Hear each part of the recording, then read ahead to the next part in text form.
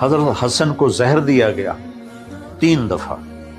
तीसरी दफ़ा का जो जहर था ना, तो उसमें आप मछली की तरह तड़प रहे थे और कहने लगे, हुसैन तीसरी दफ़ा जो जहर मुझे दिया गया है, इसने मेरे जिगर को, आंतों को काट दिया है।